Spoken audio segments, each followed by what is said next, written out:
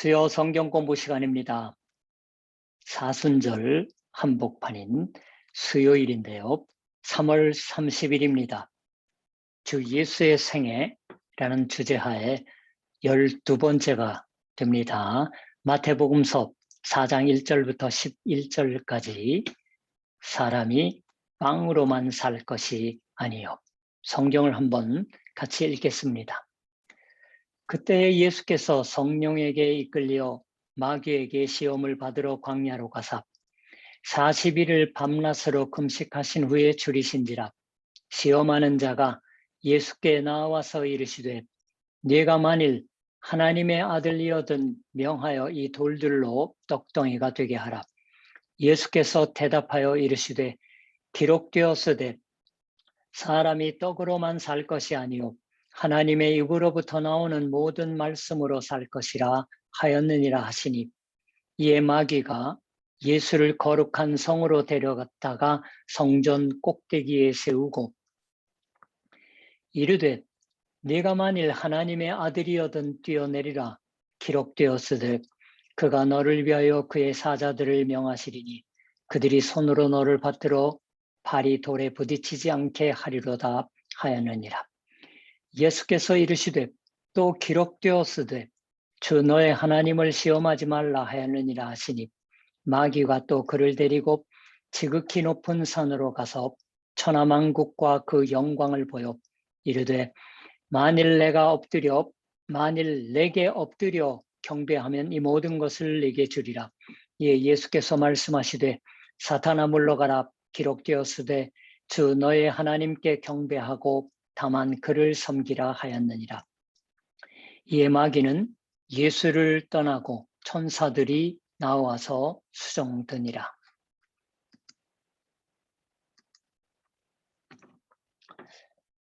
이제 오늘부터 이 마태복음서 4장 1절부터 11절에 걸친 말씀을 가지고 3회 받으시는 시험에 관하여 같이 둘러 생각해 보려고 합니다. 그 첫 번째 1회에 얘기의 제목을 붙인다고 하면 사람이 빵으로만 살 것이 아니요. 그러한 얘기다 하고 알아주십시오. 빵으로만 살 것이 아니다. 이것은 성경의 말씀이지만 성경의 말씀인 것은 몰라도 이 말을 들은 적이 있는, 마음에 둔 적이 있는 사람은 많은 것이 아닐까요? 아마 성경에 시작되며 그런데도 그것이 잊혀질 정도로 사람들의 입에 오르는 유명한 말의 대표적인 것의 하나가 아닐까 생각합니다. 사람은 빵으로만 살 것이 아니라, 실은 이것은 원래는 구약 성경 신명기 8장에 기록되어 있는 말씀입니다. 그러나 신명기의 말씀으로서 보다도 주 예수의 받으시는 시험 가운데서 중요한 역할을 다한 말로서 알려져 있는 것이 아닐까요? 마치 주 예수께서 처음으로 이 말을 하신 것처럼 착각을 하고 있는 분도 있는 게 아닐까라고 생각이 됩니다. 대체 누구나가 알고 있다고 생각될 듯한 이 말에 어떤 의미가 있는 것일까요? 왜 모두 이 말을 마음에 담는 것인지, 단지 주위 사람들이 입에 담기 때문이라고 할 뿐 아니라 아마 많은 사람들이 이 말을 들었을 때 듣고 흘려버릴 수가 없는 생각을 마음속에 품기 때문이 아닌가라고 생각합니다. 어떤 문장을 읽고 있자 뜻하지 않게 이 성경 구절이 나왔습니다. 하나님을 믿고 있지 않는 오히려 무신론자인 작가가 쓴 문장이었습니다. 어쨌든 말해보면 어딘지 투덜투덜 이의를 달고 있는 듯한 문장을 쓰고 있었어요. 한편에서는 그렇군 하고 어딘가 생각하는 것 같지만 사람이 빵으로만 살 것이 아니다. 영락없이 그렇게도 생각하게 된다. 인간은 빵으로만 살고 있는 것인가 하고 말 들으면 그런 일 없다 하고 대답하고 싶어진다. 인간은 빵으로만 살아갈 수 없다고 하는 것은 그대로다. 그러나 다른 한편에서 이 작가는 생각합니다. 말은 그렇게 하지만 역시 빵이 없으면 어떤 훌륭한 사람도 죽어버리는 게 아닌가. 죽으면 속절없지 않은가. 우리에게도 이런 중얼거림은 공통이다라고 생각합니다. 사람은 빵으로만 살 것이 아니다. 그렇다 그렇게 인간이라고 하는 것은 저급한 그런 존재가 아니다. 빵으로만 살고 있는 듯한 것이 아니다. 더 고급한 것에 틀림이 없다. 그렇게 생각하면서 그러나 너무 도도하게 굴 수 없이 역시 빵이 없으면 곤란하지 않을까. 그렇듯이 이 말이 마음에 걸려 버리기 때문에 사람들의 마음에 남아있는 것이 아닌가라고 저는 생각했습니다. 그런데 거기서 그러한 것에 관하여 좀 더 같이 생각해 가는 데 있어서 이 말이 중요한 구실을 한 주 예수의 광야의 유혹, 주 예수께서 받으신 유혹, 시험이란 대체 무엇이었냐 하는 것을 여기 생각해 두고 싶습니다. 주 예수께서 광야에서 악마에게 시험을 받았다고 하는 것은 마태, 마가, 누가복음서, 즉 공광복음서 어느 것이나 기록하고 있습니다. 거기서 무슨 일이 일어났냐고 하는 것은 마태와 누가가 기록하고 있어요. 마가복음서에는 그 내용은 생략되어 있습니다. 3가지 유혹이 있었다라고, 3가지의 악마의 구두 시문이 있었습니다. 근데 마태와 누가복음서에서는 그 쓰는 게 좀 달라요. 구두 시문의 물음의 순서가 마태와 누가에는 2번째, 3번째가 뒤바뀌어 나옵니다. 성전 꼭대기에 마귀가 데리고 올라간 게 2번째였고 3번째가 가장 높은 곳에 데리고 올라가서 세상을 주겠다라고 하는 것이 누가복음서에서는 뒤바뀌어 있습니다. 그래서 그걸 일일이 따지면 복잡해지니까 이번은 마태복음서 4장의 기사를 함께 읽는 것으로 한 셈이에요. 그때 예수께서 성령에게 이끌려 마귀에게 시험을 받으러 광야로 가사 성령에게 이끌려 광야로 가셨다. 하나님의 영이 이끌고 있으십니다. 무엇 때문에 광야로 이끄셨던 것인가?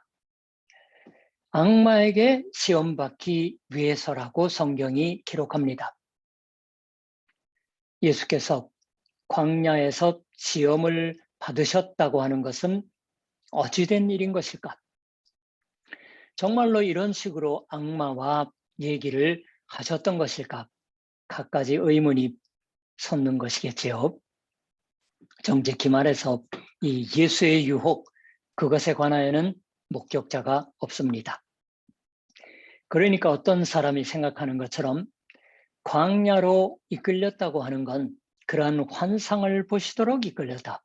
환상 속으로 끌어들여졌던 거다라고 생각할 수도 있을지도 모르고 그런 식으로 말 들으면 뚜렷이 반론할 수단도 없을지도 모르겠습니다. 그러나 목격자는 없었을지도 모르지만 예수에게 있어서 이 사건은 매우 큰 사건이었음에 틀림없습니다.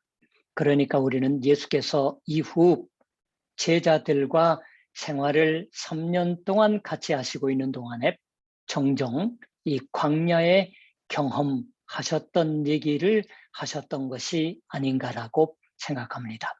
주 예수에게 있어서는 실로 격렬한 현실적인 체험이었음에 틀림없습니다.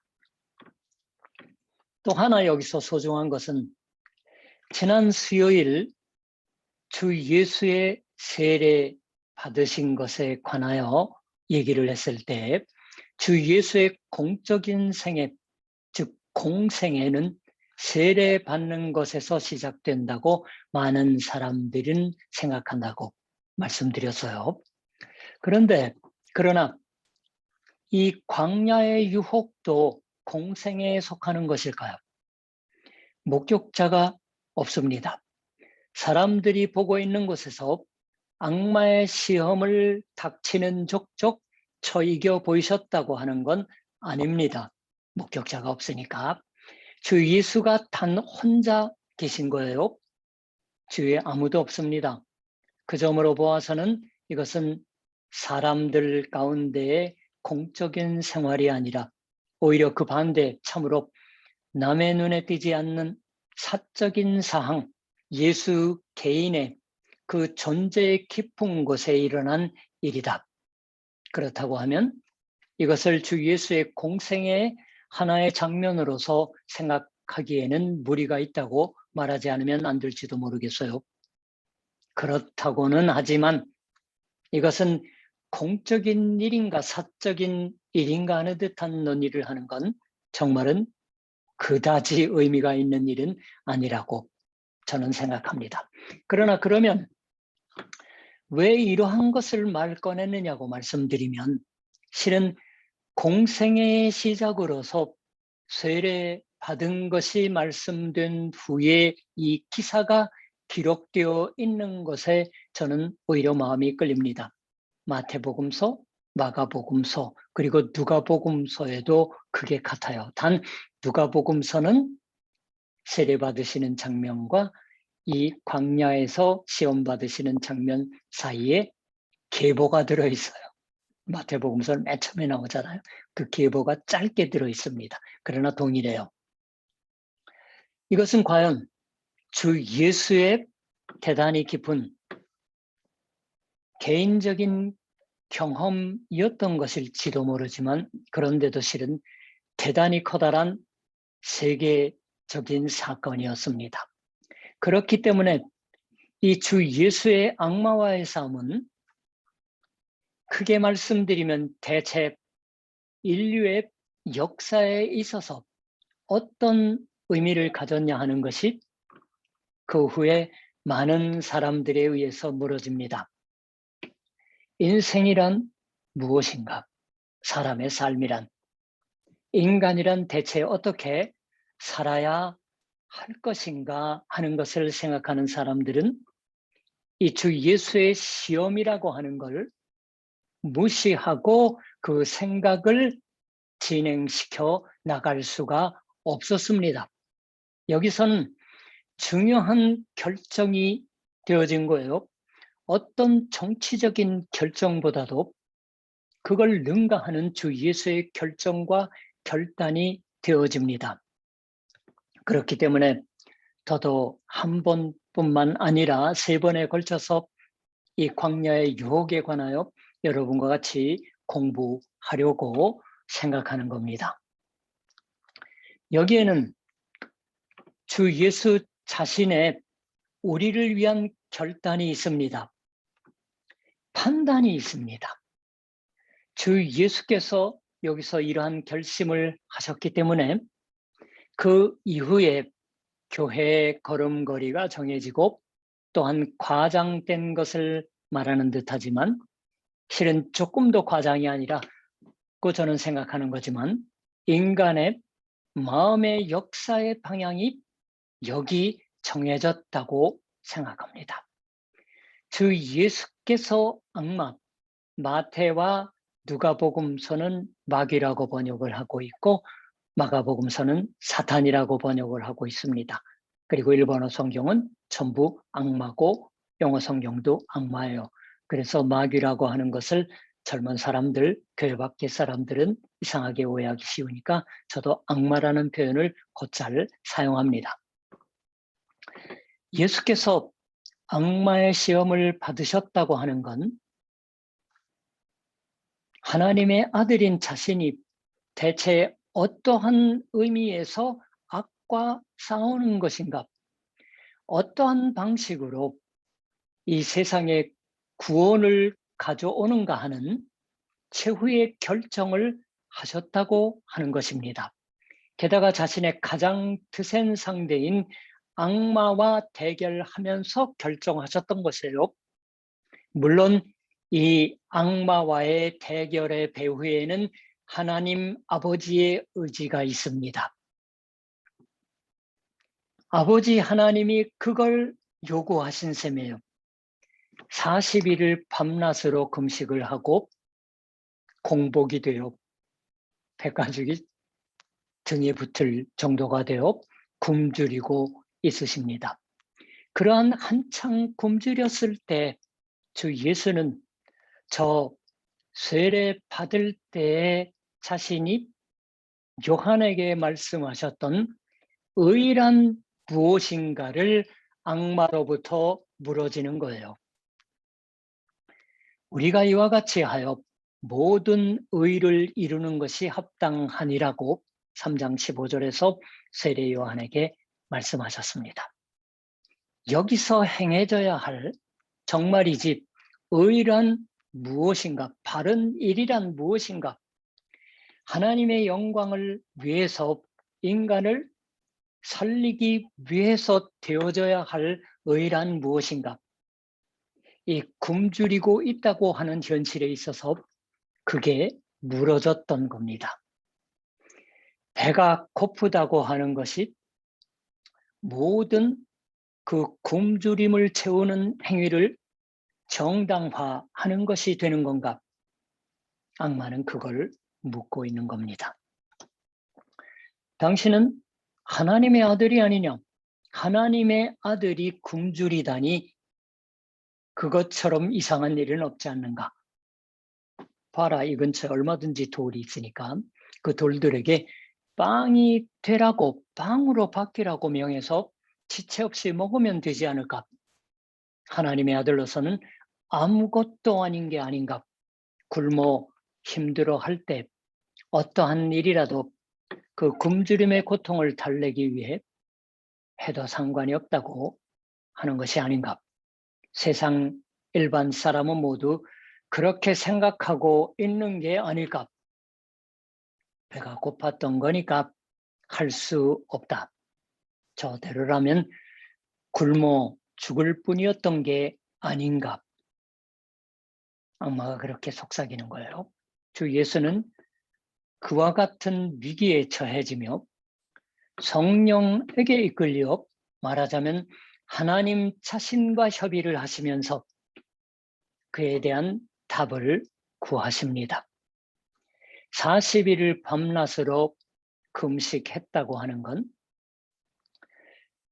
그렇게 생각해 보면 먼저 그거는 뭐냐 하면 출애굽기가 말씀하는 일찍이 모세가 이스라엘 백성을 이집트로부터 이끌고 나와서 탈출해 그 여행길의 중간에 있어서 하나님의 계명 10계명을 받을 때에 밤낮 40일의 단식을 했다고 하는 것입니다. 주 예수는 다시 한번 그것을 여기서 하고 있으시는 거예요. 모세는 금식 끝에 하나님의 말씀인 계명을 받았습니다. 그러나 그 하나님의 말씀 계명에 의해서 하나님의 백성으로서의 생활을 세우는 것을 실은 유대 사람들은 실현할 수가 없었습니다. 모세의 밤낮 40일의 금식은 그 의미에서는 유감스럽게도 허사였다고 말하지 않으면 안 될지 모르겠어요. 다시 한번 하나님의 말씀이 이 세상 것으로서 사람들을 살리는 것으로서 다시 말해지지 않으면 안 된다라고. 여기서의 악마는 그러한 주 예수의 사명을 간파하면서 당신은 하나님의 아들이 아니냐, 하나님의 아들이시라면 이러이러한 것을 해서 이 세상의 문제를 해결하면 되지 않겠냐 하고 묻습니다. 말하자면 하나님의 아들다웁게 처신하는 것이 사람들에게 설득력을 가지게 될 것이다라고. 그 물음에 대해서 주 예수께서는 하나님의 말씀, 이미 모세를 통해서 말하기 시작하시고 있던 저 하나님의 말씀으로 대답을 하십니다. 사람이 빵으로만 살 것이 아니요 하나님의 입으로부터 나오는 모든 말씀으로 살 것이라. 대체 주 예수는 여기서 빵 따위는 소용없다고 말하고 있으시는 것일까요? 빵 같은 것을 먹는 거에 모든 신경을 집중시킬 필요는 없다고 말하시고 있는 것일까요? 또 하나 여기서 생각해 볼 수가 있고 사람들이 실제로 생각해 보아왔던 건 이 모세로 말미암아서 유대 사람들이 이집트로부터 탈출했을 때 40년의 여행을 계속했다고 하는 것입니다. 밤낮 40일의 주 예수의 금식은 그 의미에서는 저 이스라엘 백성의 40년의 광야의 여행을 다시 한번 경험된 것이다라고 생각할 수도 있습니다. 이때 이미 유대 사람들은 공복의 위험에 언제나 위협받고 있었습니다. 40년 동안 쭉 배가 고파서 어쩔 도리가 없었어요. 그러나 광야의 여행을 계속하면서 가나안을 향해서 하나님은 사람들이 굶주리면 굶주리는 대로 알아서 하게끔 맡기셨던 것이 아니라 매일 집어먹기에 족할 만큼의 만나를 라고 하는 먹을 것을 내주셨습니다. 언젠가도 한번 말씀드린 기억이 있는데 히브리 말로 만나라고 하는 건 저게 뭘까라고 하는 의미라고 하는 걸 말씀드린 기억이 있어요. 이게 뭘까 저게 뭘까. 사람이 빵으로만 살 것이 아니로 이 말은 신명기 8장의 말씀입니다. 실은 이 신명기 8장의 기사는 만나를 백성들에게 내주고 있으시는 하나님의 행하신 일 가운데서 말씀된 말입니다. 사람들이 굶주렸어요. 굶주리며 투덜거리고 불만을 말했을 때 하나님은 그런 의의를 달지 말라. 사람은 빵으로만 살 게 아니다라고 물질적인 굶주림으로 불평을 하지 말라고 말하시고 굶어 죽어가는 사람들을 잠자코 보셨던 것이 아니라 그런 저속한 소리를 하지 말라고 말하셨던 게 아니라 만나를 내주시고 백성을 실제로 양육해 주셨습니다. 그 육체를 양육하시면서 하신 말씀이 사람이 떡으로만 사는 것이 아니요. 원문은 빵입니다. 근데 한국어 성경은 일찍이 떡으로 바뀌었어요. 그러나 오늘은 떡보다는 빵으로 하는 것이 젊은 사람들도 많은 사람들이 이 원래대로 읽는 게 좋습니다. 사람이 빵으로만 사는 것이 아니요 여호와의 입에서 나오는 모든 말씀으로 산다고 하는 말씀을 말하셨던 거예요. 만나를 주시면서 하신 말씀이에요. 만나를 받아주면서 만나를 주면서 이 하나님의 말씀을 생각해 본 사람들은 어떤 생각이었을까요? 그렇다.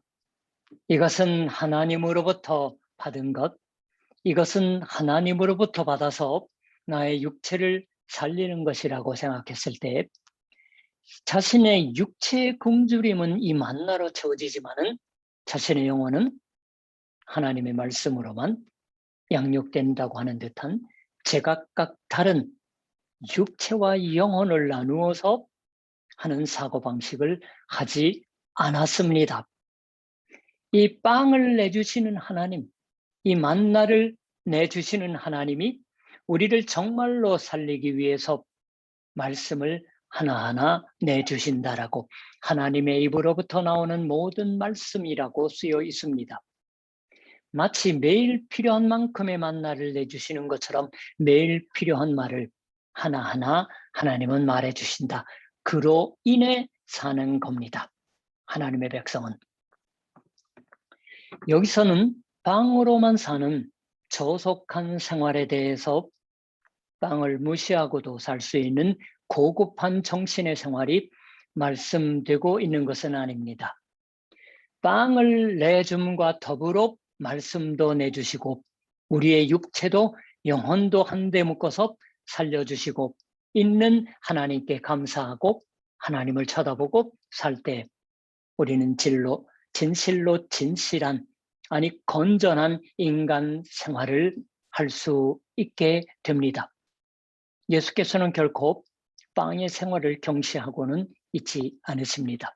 그렇지 않고 얼마 안 있어 같이 있는 것처럼 빵을 먹고 술을 마시고 식탁을 즐기는 마음으로부터, 그래서 같은 동포인 유대 사람들로부터 배척을 받죠. 술 많이 마시고 먹기를 탐한다라고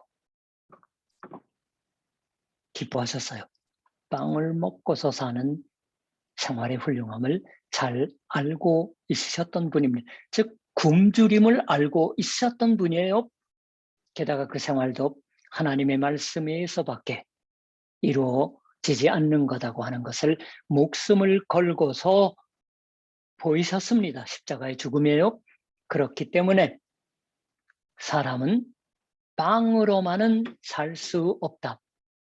사람은 자신의 생활을 스스로 지킬 수 없고 빵이든 만나이든 그 모든 양식의 배후에는, 일용할 양식의 배후에는 자기 백성을 돌보시는 하나님의 창조적인 배려, 즉 말씀이 있다고 하는 사실입니다. 사람은 빵으로만 살지 않는 거다라고 하는 것은 사람은 자신만으로서는 살 수 없다. 하나님을 무시하면 살아갈 수가 없게 된다고 하는 것이 사람은 빵으로만 살지 않는 것이다라고 하는 말씀이에요. 빵을 아무리 맛있게 먹고 많이 먹고 있을 수가 있다고 하여도 거기서는 이젠 인간으로서는 살지 않고 있는 거다라고 하는 겁니다. 하나님을 무시하고 살게 되면은 주 예수는 이와 같이 해서 악마에게 대해서, 사탄에게 대해서, 귀신에게 대해서 첫 승리를 획득하셨습니다. 기도하겠습니다. 하나님, 사순절의 기간을, 아니 고난 주간의 걸음을 걷고 있습니다. 이제 수요일 하나님 성경 공부 시간, 스쿠바 동경교회 교회원들의 시간적인 형편에 따라서 수요일 아침부터 언제든지 이 말씀의 화면을 클릭하여 배울 수 있게 하여 주시니 감사드립니다.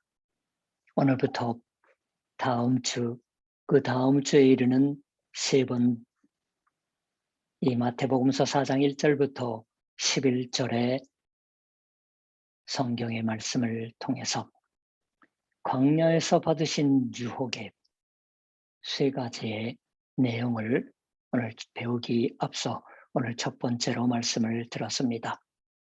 우리가 세상을 살아갈 때 일용할 양식이 무엇이냐고 하는 것을 새삼 생각해 하시는 줄 믿습니다. 일용할 빵의 양식을 주시면서 하신 말씀을 예수께서 되풀이해 들려주십니다. 그것이 하나님의 말씀입니다. 우리 또한 고난 주간의 생활 속에서 우리가 왜 살아가는 것인지, 무엇 때문에 인생의 목표가 주어지고 있는 것인지 새삼 깊이 생각하며 우리 혼자만 사는 것이 아니라 결코 하나님을 무시하고서 참된 인간의 생활이 영위될 수 없다고 하는 사실을 깊이 기억하는 이 시간이 되게 하옵소서. 감사드리며 예수님의 이름으로 기도드립니다. 아멘. 자, 그럼 이번 부활 주일 아침 교회에서 가능하면 다들 뵙기 원합니다. 그리고 형편이 여의치 않으시면 다음 주 수요일 성경 공부 때 또 뵙겠습니다.